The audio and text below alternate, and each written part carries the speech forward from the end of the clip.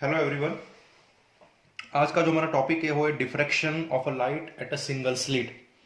तो single slit में से किस तरह से लाइट का डिफ्रैक्शन होता है और आपको जो पैटर्न मिलती है उस पैटर्न में हमें जो फ्रिंजेस मिलते हैं उस फ्रिंजेस की कंडीशन को हमें आज डिराइव करना है। तो मैं आपको, जैसे मैंने आपको लास्ट वीडियो में फ्रिंजेस बताई, उस तरह से एक बार इसको फिर से समझ लीजिए कि हम कौन सी तीन कंडीशन यहाँ पे ऑब्टेन करने वाले हैं। तो जो आपको फ्रिंजेस पैटर्न मिलती है उसमें जो सेंटर में जो आपको स्पॉट मिलता है या जो फ्रिंज मिलता है वो सबसे ज्यादा ब्राइट होता है। इसको हम बोलेंगे सेंट्रल मैक्सिमा। क्या बोलेंगे हम? Central maxima. That is a maximum intensity वाला ये फ्रिंज है, स्पॉट है पूरे पैटर्न में। इसकी हमें कंडीशन डिफाइन करने वाले हैं।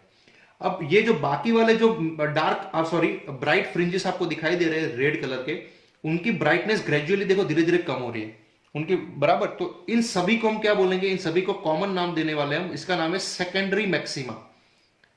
सेकेंडरी मैक्सिमा मतलब सेकेंडरी मैक्सिमा मतलब ये सभी सेंटर को छोड़कर जितने भी ये रेड आपको दिखाई दे रहे हैं, मतलब जितने भी ब्राइट स्पॉट यहां पे दिखाई दे रहे हैं, ब्राइट फ्रिंज दिखाई दे रहे हैं, उनका कॉमन नाम है सेकेंडरी मैक्सिमा। सेंटर वाले का सेपरेट नाम है सेंट्रल मैक्सिमा। और जितने भी डार्क आपको दिखाई दे रहे ब्लैक, जितने भी डार्क, उनको हम बोलेंगे मिनिमा। क्या बोलेंगे हम इसको? सेकेंडरी मिनिमा बोल देंगे, या तो अकेला आप पोजीशन ऑफ मिनिमा बोलोगे तो भी चलेगा क्योंकि दे ऑल आर सेम। तो यहां पे इसको हम बोलेंगे मिनिमा। तो जितने भी आपको ये दिखाई दे रहे डार्क बराबर, इन सबको हम बोलेंगे मिनिमा। तो हमारे पास यहाँ पे फ्रिंज में इस पैटर्न में तीन कंडीशन हमें ऑब्टेन करनी है। एक कंडीशन इस सेंट्रल मैक्सिमा की ऑब्टेन करनी है कि यहाँ पे आपको इतना ब्राइट स्पॉट क्यों मिला बराबर, उसके लिए क्या पाथ डिफरेंस रहा होगा। ठीक है। दूसरी कंडीशन हमें ये जितने भी बाकी वाले जो सेकेंडरी मैक्सिमा है, ये फर्स्ट मैक्सिमा, मैक्सिमा मतलब ब्राइट बराबर, तो ये जो सेकेंडरी मैक्सिमा इनकी इंटेंसिटी कम है सेंटर से, तो उसकी कंडीशन हम ऑब्टेन करेंगे। और तीसरा सभी मिनिमा के लिए कंडीशन हम यहाँ पे ऑब्टेन करेंगे। तो उसको समझने के लिए यहाँ पे हमारे पास एक डायग्राम है और यहाँ पे किस तरह से सिंगल स्लिट से डिफ्रैक्शन होता है उसको समझते हैं। तो यहाँ पे देखिए ये हमारा एक मोनोक्रोमेटिक सोर्स है लाइट का बराबर। मोनोक्रोमेटिक लाइट का सोर्स है जो हमने पढ़ा था। मोनोक्रोमेटिक सोर्स मतलब जिसके अंदर एक ही वेवलेंथ है लाइट की। ठीक है। तो ये हमारा मोनोक्रोमेटिक सोर्स है लाइट का। अब यहाँ पे हमने इस सोर्स में से जो लाइट निकल रही है उसको हमने लेंस से फोकस किया हुआ है। तो लेंस में से निकलने के बाद सभी जो रेज है ना वो बिल्कुल पैरेलल हो जाएंगे। और यहाँ पे जो पैरेलल रेज हो जाएंगे तो इसमें से जो वेवफ्रंट निकलेगा वो वेवफ्रंट कैसा होगा? प्लेन वेवफ्रंट होगा। तो this is a plane wavefront W बराबर। अब ये प्लेन वेवफ्रंट, ये जो स्लिट आपको दिखाई दे रही है ए बी, उस स्लिट के ऊपर स्ट्राइक होता है। समझिएगा ध्यान से। ये जो वेवफ्रंट है डब्ल्यू वो स्लिट जो आपको ए बी दिखाई दे रही है उसके ऊपर स्ट्राइक होगा। अब इसके ऊपर जब स्ट्राइक होगा तो according to the Huygens principle ये जो स्लिट है ना उसके जितने भी पार्ट्स है it will behave as a secondary source. ये सभी जो है ना सेकेंडरी सोर्स की तरह बिहेव करने लगेंगे बराबर। और इसमें से सेकेंडरी वेवलेट्स यहां से निकलेंगे, मतलब यहां से आपके सेकेंडरी वेव्स निकलेंगे आफ्टर द डिफ्रैक्शन। ठीक है। और यहां पे मतलब आपका प्लेन वेव फ्रंट आ रहा है जैसे हमने आगे वाले डायग्राम में भी पढ़ा था। तो ये जो स्लिट है वो according to the Huygens principle secondary wavelets, secondary wave front यहां पे एमिट करेगा बराबर। और ये सभी सेम फेज में होंगे और ये जो वेव फ्रंट यहां से आउटपुट में निकलेंगे वो हर जगह पे स्प्रेड हो जाएंगे। अब उस स्प्रेडिंग को कॉन्सेंट्रेट करने के लिए यहां पे हमने लेंस लगाया दूसरा, ताकि ये जो सेकेंडरी वेव्स यहां से आउटपुट में निकल रहे मतलब ए बी में से जो निकल रहे उसको आप इस लेंस की मदद से स्क्रीन के ऊपर फोकस कर पाओ बराबर। और स्क्रीन के ऊपर जब आप फोकस करोगे तो स्क्रीन के ऊपर आपको पैटर्न मिलेगी। सेंटर में आपको बिल्कुल ब्राइट स्पॉट मिलेगा, फिर डार्क मिलेगा, फिर लेस ब्राइट मिलेगा, फिर उससे भी लेस ब्राइट मिलेगा और आखिर में सबसे कम ब्राइट। इस तरह से आपको पैटर्न मिलती है बराबर। ये इस तरह से आपको पैटर्न मिलती है और ये ऐसा। तो इस पैटर्न को डिफ्रैक्शन पैटर्न बोलते हैं। तो इसको हम बोलेंगे सेंट्रल मैक्सिमा, मतलब सबसे ज्यादा ब्राइट है ये पूरी पैटर्न में। बाकी ये वाले जितने भी है ना, ये तीनों, ये ऊपर वाले तीन और नीचे वाले तीन, इसको हम बोलेंगे सेकेंडरी मैक्सिमा, सेकेंडरी। और ये जो बाकी जो डार्क वाला पोर्शन है मतलब बीच में कुछ भी नहीं मिलता, लाइट नहीं मिलती बीच में, जिसको हम डार्क बोलते हैं, तो इसको हम बोलेंगे मिनिमा। ओके। तो इन तीनों की हमें कंडीशन यहां पे ऑब्टेन करनी है। ठीक है। तो यहां पे इस तरह से एक मोनोक्रोमेटिक सोर्स में से लाइट आती है, उसको आप पहले लेंस से पैरेलल बनाते हो। पैरेलल लाइट का प्लेन वेव फ्रंट यहां पे निकलता है। Plane wave front A B slit के ऊपर स्ट्राइक होता है, वो डिफ्रैक्ट होता है, तो according to the Huygens principle A B slit के जितने भी पार्ट्स है वो सेकेंडरी वेव्स एमिट करेंगे। वो सेकेंडरी वेव इस स्लिट के राइट हैंड साइड में पूरा स्प्रेड हो जाएगा हर तरफ, लेकिन स्प्रेडिंग को कम करने के लिए हमने यहाँ पे लेंस लगा दिया है ताकि हम उस स्प्रेडिंग को यहाँ पे फोकस कर पाए स्क्रीन के ऊपर, और स्क्रीन के ऊपर आपको डिफ्रैक्शन पैटर्न मिलता है। ठीक है, तो ये इस तरह से ये हमारा एक्सपेरिमेंट कैरी फॉरवर्ड होगा। अब हम सबसे पहले कंडीशन डिफाइन करने वाले हैं, वो ये है, टाइटल लगा देते हैं सेंट्रल मैक्सिमा, मतलब जो सबसे ब्राइट स्पॉट मिला उसके बारे में हम आज डिस्कस करेंगे। पहले तो ब्राइट स्पॉट क्यों मिला, यहां पे ब्राइट स्पॉट क्यों मिला होगा, इतनी ज्यादा इंटेंसिटी यहां पे क्यों मिली होगी, उसको हमें इमेजिन करना है, बराबर। तो इसको समझने के लिए क्या करना है कि इसको समझने के लिए ऐसा समझिए कि मैंने इस स्लिट के दो टुकड़े कर दिए, एक टुकड़ा है A2C और दूसरा है C2B। ठीक है, तो A2C एंड C2B ऐसे हमने यहां पे दो अलग अलग टुकड़े कर दिए, बराबर, इसको डिवाइड कर दिया। अब आपको सेंटर में इतना ब्राइट स्पॉट क्यों मिला होगा उसको हमें इस तरह से इमेजिन करना है कि लाइट के साथ ऐसा तो क्या हुआ कि सेंटर में आपको ब्राइट स्पॉट मिला। ठीक है, तो देखो क्या हुआ होगा कि जो ए और सी वाला जो पोर्शन है ना, उसमें से जो लाइट के रेज निकल रहे हैं, मतलब उसमें से जो लाइट के रेज निकल रहे हैं ए और सी के बीच में से, या जो वेव फ्रंट निकल रहा है, और जो सी और बी में से जो लाइट का वेव फ्रंट निकल रहा है, ये दोनों वेव फ्रंट स्क्रीन के ऊपर सेम फेज में ऐड हुए, सेम फेज में। सेम फेज का मतलब क्या होता है, उन दोनों के वेव के क्रेस्ट मिले होंगे या तो ट्रॉफ मिले होंगे, मतलब दे ऐड कंस्ट्रक्टिवली। ओके, तो यहां पे हम ऐसा लिख सकते हैं कि फ्रॉम टू हाफ पोर्शन, मतलब पहला हाफ मतलब कौन सा, ए सी, दूसरा हाफ कौन सा, सी बी। ओके, तो from two half portion, okay, जो वेव्स निकले लाइट के वो स्क्रीन के ऊपर सेम फेज में ऐड हुए, सेम फेज में इंटरफियर हुए, बराबर, they interfere in a same phase. Okay, so they interfere constructively, ऐसा वर्ड हम यूज करते थे पहले भी इंटरफियरेंस में, they interfere constructively. Okay, and they produce the maximum bright fringe, that is a central bright fringe. देखो आपको ऐसा समझना पड़ेगा कि भाई सेंटर में इतना ब्राइट स्पॉट क्यों मिला, तो इसका सीधा मतलब ये है कि यहां से जितने भी वेव्स निकले होंगे वो सभी इस पॉइंट पे बिल्कुल कंस्ट्रक्टिवली इंटरफियर हुए होंगे तो यहां पे इंटरफियर ही, बराबर, लेकिन पहले डिफ्रैक्ट होकर आ रहे हैं, मतलब बेंड होकर आ रहे हैं, बराबर, तो यहां पे वो कंस्ट्रक्टिवली इंटरफियर हुए होंगे। और कंस्ट्रक्टिवली इंटरफियर होते इसका मतलब क्या होता है, या तो वेव का क्रेस्ट मिलता है या तो ट्रॉफ मिलता है। तो अगर ऐसा होता है तो उसकी इंटेंसिटी बढ़ जाती है, एम्पलीट्यूड बढ़ जाता है, बराबर, तो वहां पे आपको बहुत ज्यादा ब्राइट स्पॉट मिलता है।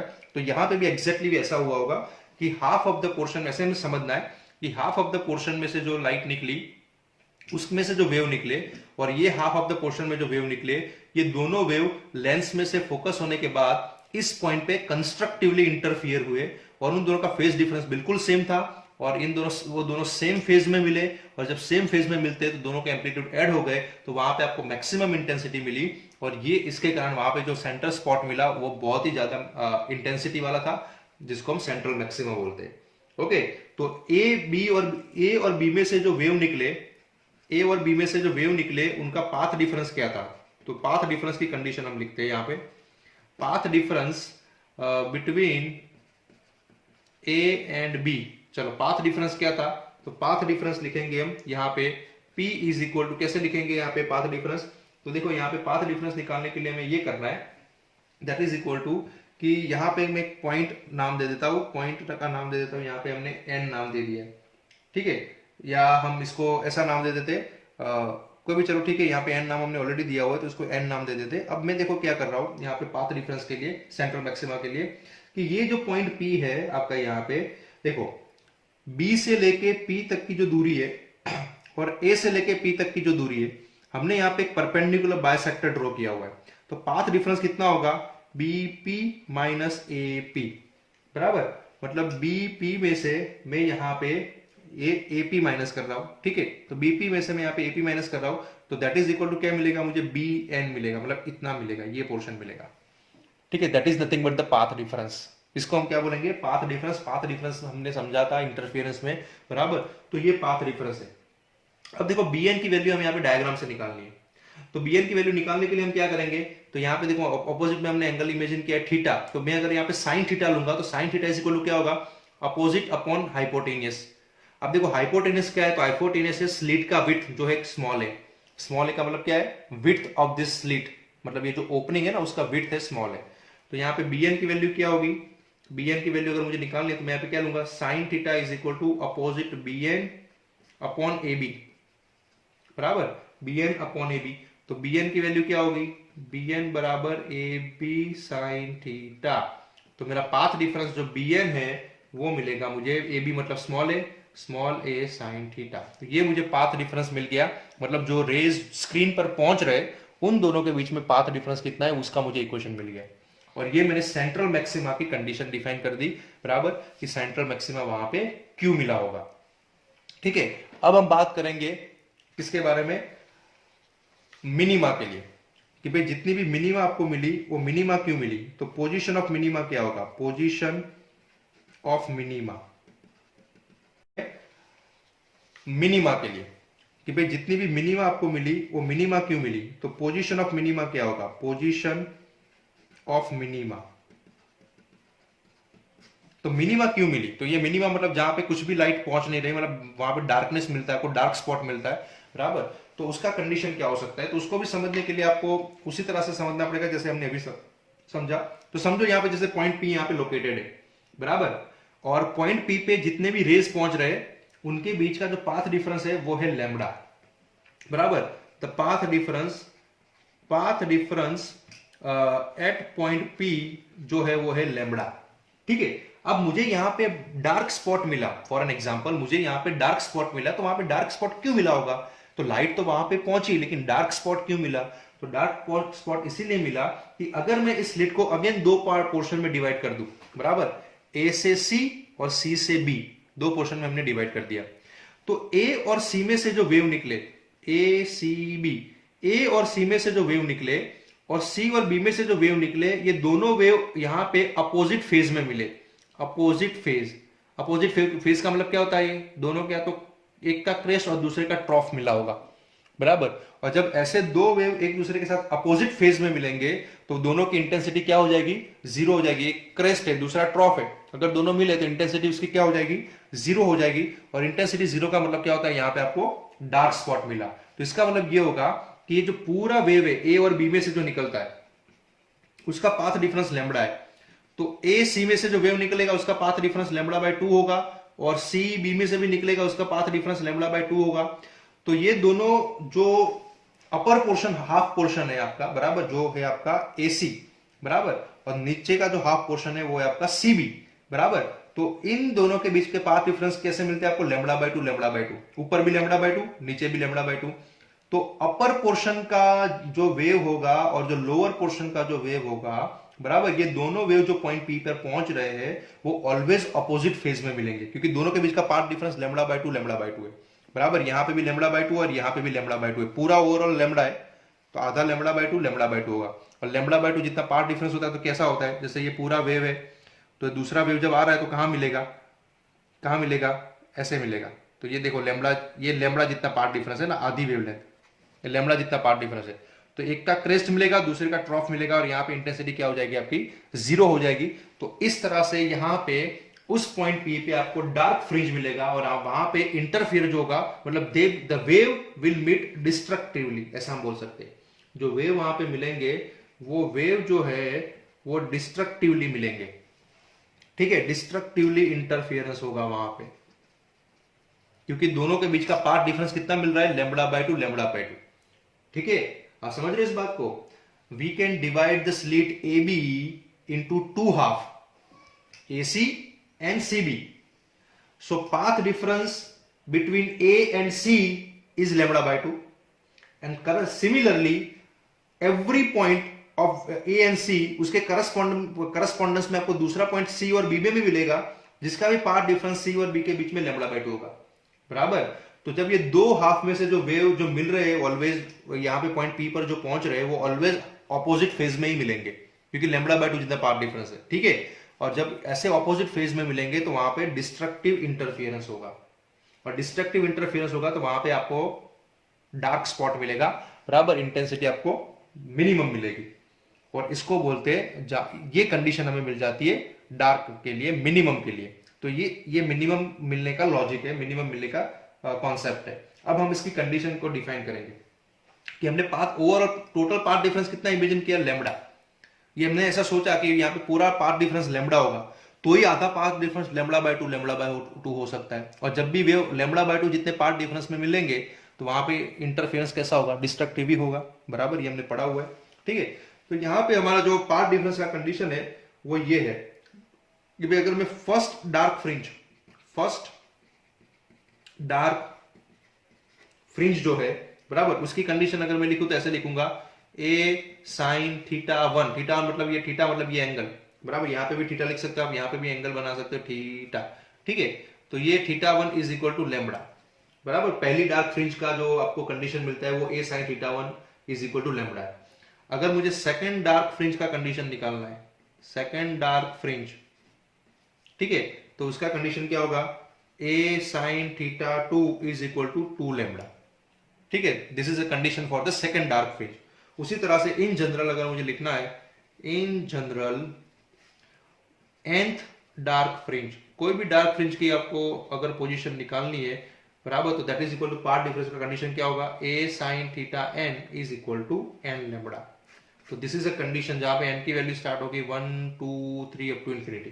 तो ये कंडीशन है आपकी पोजीशन ऑफ मिनिमा के लिए, पोजीशन ऑफ मिनिमा के लिए। ठीक है, तो ये मिनिमा इस तरह से आपको यहां पे मिलता है। ओके, अब हम बात करेंगे जो तीसरी इंपॉर्टेंट हमारी कंडीशन है, बराबर, वो है सेकेंडरी मैक्सिमा। सेकेंडरी मैक्सिमा मतलब ये जो बाकी के जो ब्राइट स्पॉट आपको दिखाई दे रहे हैं जिनकी इंटेंसिटी सेंटर से कम है, उन सबको हम बोलेंगे सेकेंडरी। तो इनको सबका एक कॉमन नाम है सेकेंडरी। तो उसकी कंडीशन मतलब वहां पे आपको सेकेंडरी क्यों मिला, बराबर, सेकेंडरी मैक्सिमा क्यों मिला, वहां मतलब वैसा तो क्या हुआ होगा कि वहां पे इंटेंसिटी मिली सही लेकिन कम मिली, बराबर। तो उसको समझने के लिए आपको क्या करना पड़ेगा, बराबर, तो उसको समझने के लिए हम लोग क्या करेंगे कि ये जो स्लिट है ना उसके 3 पार्ट करेंगे। तो मैं यहाँ पे पीछे एक डायग्राम ड्रॉ कर रहा हूं, बराबर, कि ये हमारा स्लिट था ए बी, ये स्लिट है हमारा, बराबर। तो this is A and this is a B. अब इसके मैं 3 टुकड़े करूंगा, 3 पार्ट करूंगा, 1 और 2 ऐसे। तो दिस इज अब ए सी डी।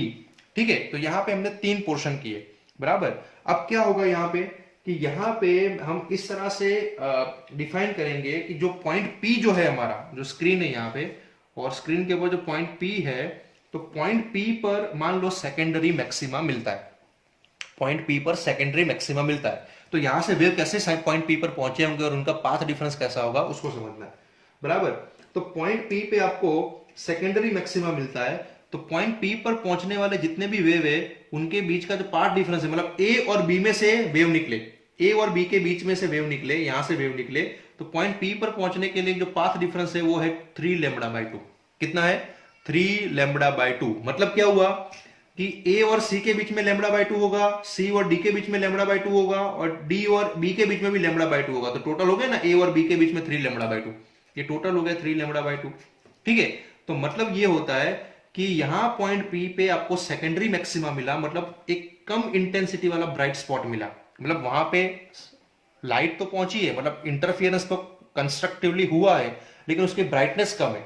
तो मतलब वहां पे वेव के साथ हुआ क्या होगा, तो उसके समझने के लिए हमें यह समझना पड़ेगा कि पॉइंट पी पर पहुंचने वाले जो वेव है उनका पाथ डिफरेंस 3 लैम्बडा बाय 2 है। मतलब ए और बी के बीच में से निकलने वाले जो वेव्स है उनका पाथ डिफरेंस पॉइंट पी पर 3 लैम्बडा बाय 2 है। तो उसके लिए हमें इसको 3 पार्ट में डिवाइड कर दिया। तो ए और सी के बीच में लैम्बडा बाय 2 है, सी और डी के बीच में लैम्बडा बाय 2 है, और डी और बी के बीच में लैम्बडा बाय 2 है। अब देखो यहाँ पे ध्यान से, जो वेव ए और सी के बीच से निकल रहे और जो वेव सी और डी के बीच निकल रहे, तो ऊपर वाले का पार्ट डिफरेंस लैम्बडा बाय 2 है, नीचे वाले का पार्ट डिफरेंस लैम्बडा बाय 2 है, और ये लैम्बडा बाय 2 के कारण ये दोनों वेव पॉइंट पी पर डिस्ट्रक्टिवली मिलेंगे और वहां पे डिस्ट्रक्टिव इंटरफियरेंस वहां पे बनाएंगे, डिस्ट्रक्टिव इंटरफियरेंस बनाएंगे, मतलब वहां पे डार्क स्पॉट बनाएंगे। ठीक है, लेकिन ये जो नीचे वाला पोर्शन है ना उसके पास अभी भी लैम्बडा बाय 2 जब पार्ट डिफरेंस है, तो ये इसमें से जो वेव निकल रहे हैं वो अकेले वहां पे पी पर पहुंचेंगे और वही वेव की इंटेंसिटी आपको देखने को मिलेगी, क्योंकि 3 पोर्शन है यहाँ पे, तीन पोर्शन में ऊपर दोनों दो पोर्शन का जो वेव है वो आपस में कैंसिल आउट हो जाएगा, क्योंकि ऊपर दोनों का पार्ट डिफरेंस λ/2 λ/2 है, बराबर। तो तीन में से दो तो कैंसिल आउट हो जाएंगे, क्योंकि दो तो ऑपोजिट फेज में ही मिलेंगे, क्योंकि λ/2 पार्ट डिफरेंस है, तो ऑपोजिट फेज में मिलेंगे। ऑपोजिट फेज में मिलेंगे तो वहां पे डिस्ट्रक्टिव इंटरफियरेंस होगा, और डिस्ट्रक्टिव इंटरफियरेंस होगा तो वहां पे ये आपको स्पॉट क्या मिलेगा, डार्क मिलेगा। लेकिन अभी इस पोर्शन से जो निकलने वाले जो वेव है वो अकेले है, इसको कोई कैंसिल करेगा नहीं, क्योंकि इसके ऑपोजिट में कुछ है ही नहीं। तो ये अकेले वेव यहां से जाएंगे वो पॉइंट पी पे, और वो कंस्ट्रक्टिव इंटरफेरेंस बनाएंगे। तो सिर्फ थोड़ा सा जो पोर्शन है ना स्लिट का, उसमें से ही वेव यहां पे पहुंच रहे हैं। तो थोड़े से पोर्शन की वेव की इंटेंसिटी क्या होगी, थोड़ी होगी, तो वहां पे आपको जो इंटेंसिटी मिलती है वो बहुत ही कम मिलती है, जिसको हम बोलते हैं सेकेंडरी मैक्सिमा। ठीक है, तो इस तरह से हमें ये सेकेंडरी मैक्सिमा मिलता है, बराबर। तो इसकी अगर मुझे कंडीशन को डिफाइन करना है कि अगर मुझे अलग अलग सेकेंडरी मैक्सिमा को डिफाइन करना है, तो मैं अलग अलग सेकेंडरी मैक्सिमा के पास डिफरेंस की कंडीशन कैसे डिफाइन करूंगा। तो जैसे मुझे सबसे पहले यहां पे मैं लिखूंगा फर्स्ट सेकेंडरी मैक्सिमा की कंडीशन, फर्स्ट सेकेंडरी मैक्सिमा, बराबर। तो उसकी कंडीशन क्या होगी, ए साइन θ1, इसका पार्ट डिफरेंस कितना है 3 λ/2 पॉइंट पी पर। ठीक है, 3 λ/2 कैसे बना, λ/2 λ/2 λ/2, उसमें से एक पेयर कैंसिल हो गए, क्योंकि λ/2 जब पार्ट डिफरेंस होता है तो डिस्ट्रक्टिव इंटरफेरेंस होता है। ठीक है, तो एक पेयर कैंसिल हो गई, एक अकेला बचा, उसको साथ कैंसिल होने के लिए कुछ नहीं है, वो अकेला ही है, बराबर, उसका कोई पेयर नहीं है, तो वो वहां पे पहुंचेगा और वहां पे इंटेंसिटी देगा, बट इंटेंसिटी कम होगी, क्योंकि इतने ही पोर्शन की इंटेंसिटी यहां पे आपको मिलेगी, that will be the less than the overall intensity, इसीलिए इसकी इंटेंसिटी सेंट्रल से कम होती है। ठीक है, उसी तरह से अगर मुझे सेकंड के लिए करना है, सेकंड सेकेंडरी मैक्सिमा के लिए करना है, तो मैं लिखूंगा a sin θ2 बराबर 5 λ/2, बराबर। तब मुझे 5 पार्ट में डिवाइड करना पड़ेगा, बराबर, 5 पार्ट में, मतलब सेकंड का मतलब क्या होता है, इसको मैं बोलूंगा फर्स्ट सेकेंडरी मैक्सिमा, बिल्कुल जो बाजू वाला है ना, सेंट्रल के बिल्कुल बाजू वाला है फर्स्ट सेकेंडरी मैक्सिमा, ये सेकंड सेकेंडरी मैक्सिमा, ये थर्ड सेकेंडरी मैक्सिमा, और हर एक की इंटेंसिटी ग्रेजुअली देखो कम होती जा रही है। ये भी फर्स्ट मैक्सिमा सेकेंडरी, ये भी सेकंड सेकेंडरी मैक्सिमा, और इसके बाद क्या डॉट था वो third secondary maxima, and gradually ये इंटेंसिटी इधर भी डिक्रीज होती है। ठीक है, तो इस तरह से अगर मुझे इन जनरल nth सेकेंडरी मैक्सिमा का इक्वेशन निकालना है, that is equal to 2n+1 हो जाएगा, बराबर, और ये λ/2, तो यहाँ पे n की वैल्यू स्टार्ट होगी 1 2 3 अप टू इंफिनिटी। ठीक है, तो इस तरह से ये हमें पाथ डिफरेंस की कंडीशन मिल जाती है फॉर द सेकेंडरी मैक्सिमा। तो ये हमने तीन कंडीशन को डिफाइन किया, बराबर, सेंट्रल की, फर्स्ट मिनिमा की, और सेकेंडरी मैक्सिमा की। और अगर आप इस इंटेंसिटी डिस्ट्रीब्यूशन का अगर आप ग्राफ प्लॉट करते हो डिफ्रैक्शन पैटर्न के लिए, तो आपने देखा होगा कि सेंटर में इंटेंसिटी मैक्सिमम होती है, फिर इंटेंसिटी धीरे धीरे फॉल होती है। तो इसका ग्राफ कुछ इस तरह से मिलेगा कि ये सेंट्रल मैक्सिमा है, बराबर, फिर उसके बाद फर्स्ट सेकेंडरी मैक्सिमा, तो उसके बाद ये धीरे धीरे ये इंटेंसिटी देखो जीरो हो रही है। तो इस तरह सा पैटर्न होता है दोनों साइड पे। ठीक है, तो ये आपका क्या है, ये सब सेकेंडरी मैक्सिमा है, this is a secondary maxima, जो ग्रेजुअली इसकी इंटेंसिटी कम होती जा रही है। और ये जो है वो आपका सेंट्रल मैक्सिमा है, सेंट्रल मैक्सिमा। और ये सब जो है ना, ये जितने भी जहां पे वैली बन रही है, this is nothing but the minima, ये सभी मिनिमा है। ठीक है, तो ये सभी मिनिमा है। तो इस तरह से हमें अगर हम ग्राफ प्लॉट करें, बराबर, तो ये जो ग्राफ है ये इंटेंसिटी का ग्राफ है, दिस इज इंटेंसिटी, इस एक्सिस में ये इंटेंसिटी है। ठीक है, तो अगर हम ग्राफ बनाए इंटेंसिटी का, बराबर, विद द डिफ्रैक्शन एंगल, ये इस एक्सिस पे डिफ्रैक्शन एंगल है, डिफ्रैक्शन एंगल, बराबर, तो डिफ्रैक्शन एंगल है, तो ये हम ग्राफ बनाते हैं, बराबर।